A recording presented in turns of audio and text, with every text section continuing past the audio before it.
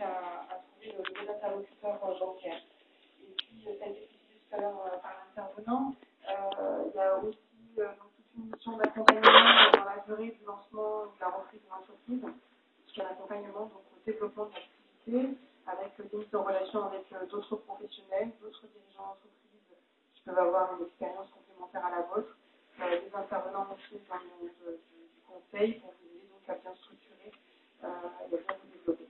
Alors, on parle de réseau, vous-même vous faites partie d'un réseau national, parce que quand on parlait de territoire, les plateformes d'initiative locales, elles interviennent sur des territoires qui sont encore plus réduits que le territoire de la Chambre de commerce. On parlait tout à l'heure, il y en a à Aubagne, il y en a à Marseille, il y en a à Aix, à Salon, etc.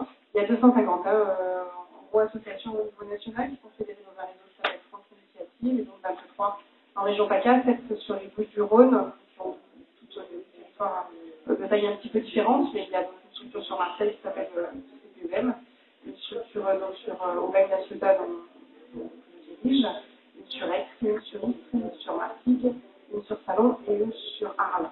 D'accord.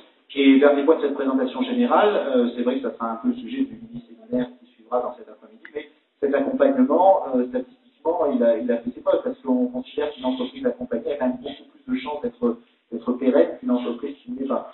Alors, ça, c'est toutes les statistiques nationales. C'est vrai que vous avez peut-être entendu parler des taux de risque de pérennité à 3 ans, à 5 ans, notamment en région PACA, c'est vrai qu'on n'est pas très très bon. Première région en création, première région en défaillance aussi, hein. Enfin, dans les premières en tout cas.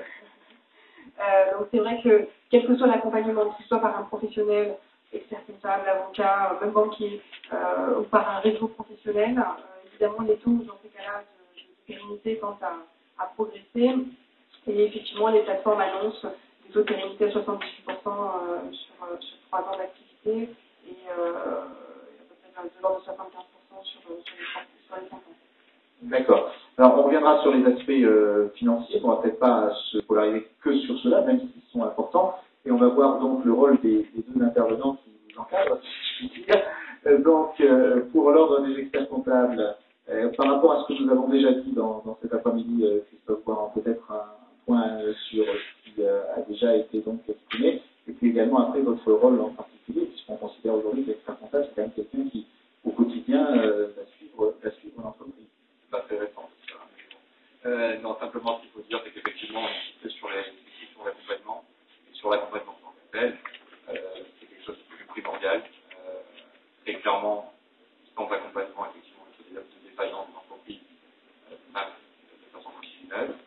Ce qu'il faut savoir aussi, c'est qu'il y a pas mal de dossiers qui se finissent mal, pas mal d'affaires qui se finissent mal, parce qu'en amont, le diagnostic avait été mal réalisé. En amont, on avait mal posé le problème. Et en amont, parfois, on voyait la mariée le problème. Donc, très clairement, il y a un travail d'audit à réaliser. Un audit tant sur la partie financière, et là, effectivement, lors des experts comptables, aussi pour le rapport de vous accompagner, mais également sur la partie audit organisationnel, audit du personnel, audit, effectivement, également du contrôle interne de la société. C'est quelque chose qu'on n'évoque pas assez, mais à chaque société, quasiment, son mode de management, son mode de gestion. Et très clairement, c'est lors de la prise de connaissance du dossier qu'on va pouvoir mesurer tout ça. Et c'est en mesurant tout ça qu'on va pouvoir identifier éventuellement des risques. D'accord ? Ça, c'est primordial pour la suite des risques. Parce qu'on va se dire, peut-être qu'effectivement, on constate qu'il y a un délai de règlement qui est effectivement, peut-être que ce délai de règlement, mais si on change les habitudes, 2-3 ans, le gros risque dans la reprise d'entreprise, c'est de se dire que le prédécesseur aussi. Et naturellement, avec mon charisme, je vais m'imposer et je vais changer tout le mode de fonctionnement. Donc, je pense qu'il faut savoir raison garder. Un peu d'humilité ne nuit pas.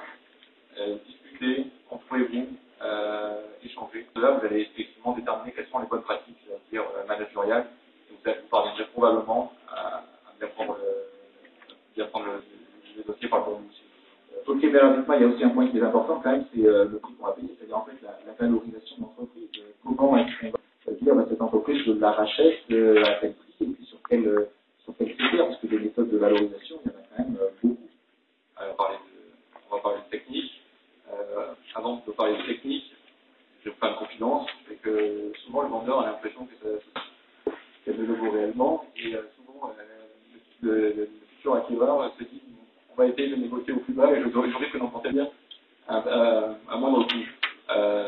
Première chose, c'est avant de rentrer dans la technique, la technicité de la valorisation,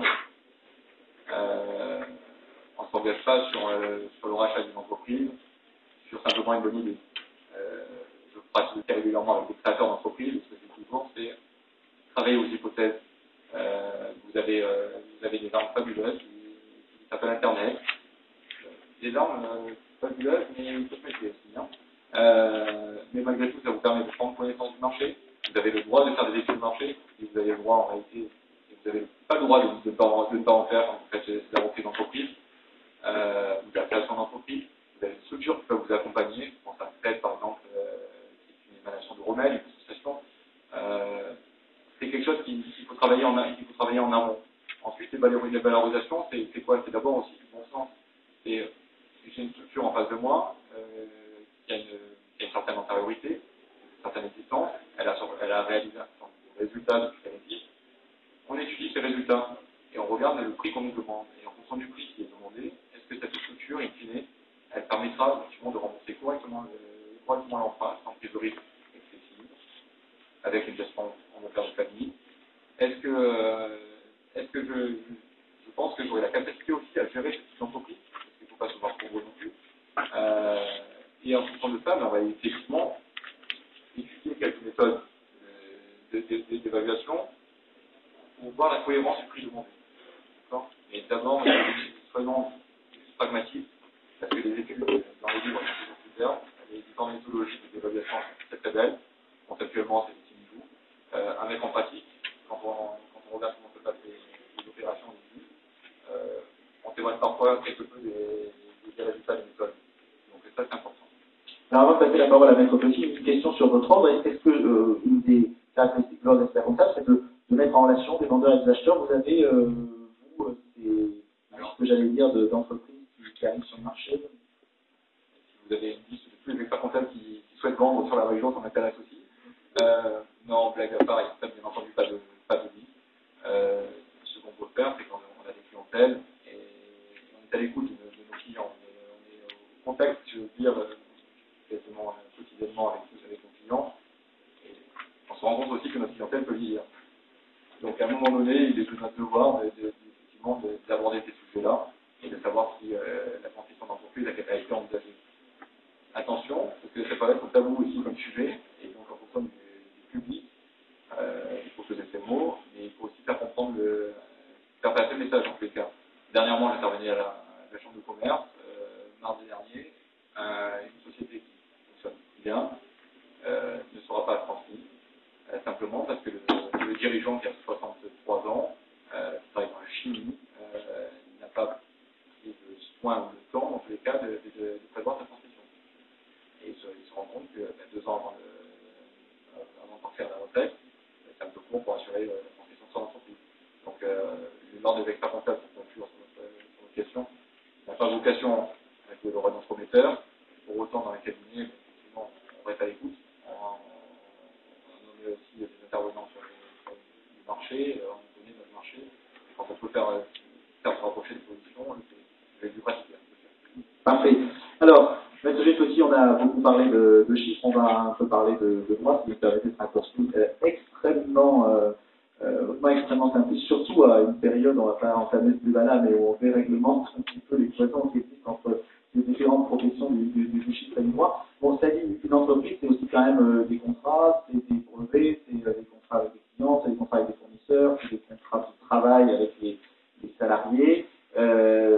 C'est aussi une forme juridique qui a peut-être nécessité à évoluer en fonction des risques que prend le chef d'entreprise. Bon, beaucoup de domaines dans lesquels l'avocat doit quand même intervenir, et notamment sur la création de mais aussi sur la reprise. Merci, monsieur.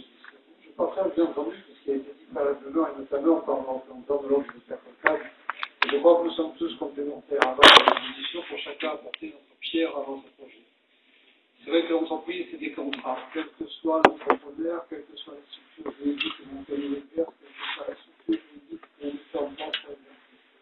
Et l'avocat, le juriste, a pour objectif d'analyser les contrats, de vous informer des conséquences et de rédiger des actes juridiques qui sont nécessaires faire pour rendre propriétaire de l'entreprise.